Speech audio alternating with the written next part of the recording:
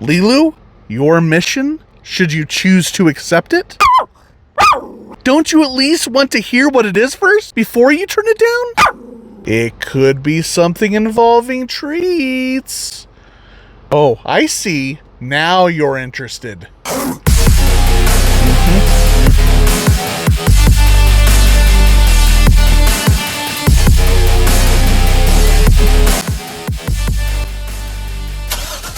Lilu, are you ready? It's time. Buckle up. Let's talk Mission Impossible Dead Reckoning Part 1. We have seen Tom Cruise as Ethan Hunt for 7 absolutely impossible missions. Kind of feels like the missions might be possible at this point. Wouldn't you say, Lilu? The story in Dead Reckoning Part 1 is essentially Tom Cruise versus ChatGPT, or artificial intelligence as it is better known. The terrifying part? It feels all too real and relevant in today's world. AI is advancing at an alarming rate, and we seem to have learned nothing from the cautionary tales of science fiction. Pretty soon, a T-1000 will be sitting right here doing reviews instead of me. Lilu, Canis lupus familiaris. What is your analysis of cinema film? Dogs can't speak. Humorous response initiated. Ha ha ha. But let's be honest, a Mission Impossible plot is pretty much built around whatever death-defying stunts Tom Cruise is interested in putting himself through. The remarkable thing about the Mission Impossible films is that they seem to keep getting better and better. I mean, one look at the Rotten Tomatoes scores shows the increasingly steady track record.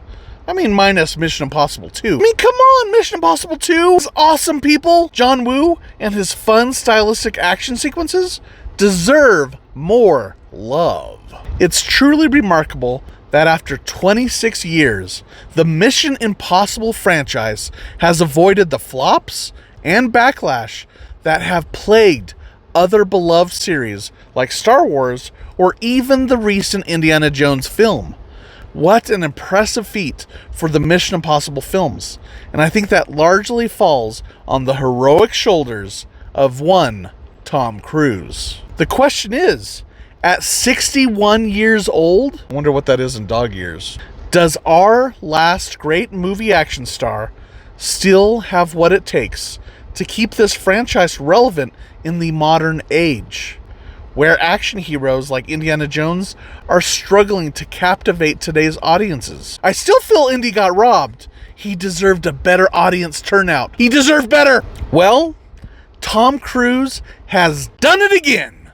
Like Top Gun before it, Tom Cruise hasn't missed a step, and Mission Impossible Dead Reckoning Part 1 is everything fans love and expect from a Mission Impossible film, and demands you make a trip to the big screen for the spectacle of everything, as this film has it all. Tom Cruise? He doesn't need any of that pesky CGI de-aging, as this guy must have drank from the fountain of youth itself, as he has barely aged a day, and still giving everything he's got, whether it's the incredible stunts or running full classic Tom Cruise top speed mode as if the fate of the world depended on it. The action sequences are expertly directed, and the editing has a decent rhythm considering it is a almost 3-hour long movie and more dialogue and plot heavy. Some of the dialogue and plot may be a tad overcooked, but it is needed considering the plot is setting up a 2-part movie and recapping story elements from previous films. The cinematography is also pretty strong, keeping with the series, especially the first film. It does help that they visit so many beautiful and cool places. Rome has kind of had a rough summer in the theater world. First, the Fast and the Furious family destroys the city, and now Tom Cruise and company get their turn to demolish it. Even though I've seen the motorcycle cliff stunt countless times for this movie, due to the trailers and the making of promos, experiencing it on the big screen was an entirely different sensation. I found myself holding my breath as he soared off that mountain. Knowing Tom Cruise is crazy enough to do most of these stunts himself, adds an element of danger and excitement to these jaw-dropping action sequences, which I normally don't feel when I'm seeing the CGI or stunt person counterparts taking the place of the hero. Tom Cruise, you put your body on the line for the sake of cinematic glory, which is insane, and I love you for it. Also pretty sure the liability insurance company probably loves him too. You know what I'm saying, Lilu? Cha-ching! Ethan Hunt is a trained super spy and is still nervous jumping off the cliff. This was probably the finest showcase of Tom Cruise's acting, as the actor himself loves this kind of stuff. So he had to, act nervous. Tom Cruise's daredevilness aside, it is nice to see our hero character with these human traits. He isn't Superman with flawless execution, but shows real humanity, allowing us to witness this character be vulnerable and nervous before taking on these death-defying stunts. I should note, though, it isn't all just about Tom Cruise, as mainstays like Simon Pegg, Ving Rhames, Vanessa Kirby, and Rebecca Ferguson have been equally wonderful in this series. Newcomers Haley Atwell and Pom Klementif are wonderful new additions. To some extent, this film is more about Haley's character's growth and experiences than even Ethan Hunt's. In addition to the evil AI, the human villain is played by Isai Morales. His villain is quiet and restrained. Unlike 007, Mission Impossible has never been about larger-than-life villains, because Ethan Hunt is the show here.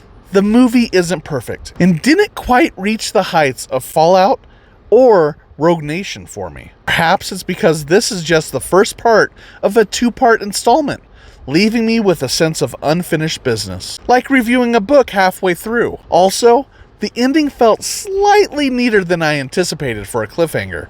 Unlike the recent Spider-Man Across the Spider-Verse, which left me eagerly counting down the days until the next installment. While there were a few other plot issues, I won't delve into them to avoid spoilers.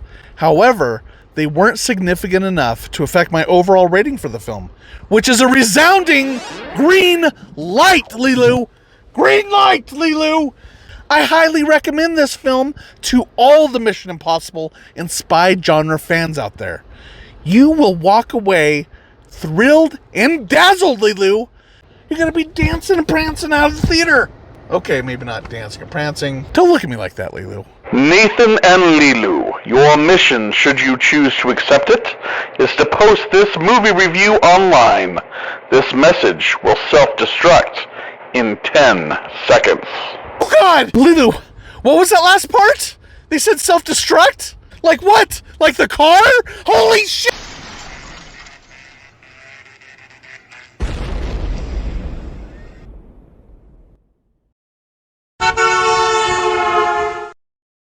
See, Lilu? We are okay. We do our own stunts.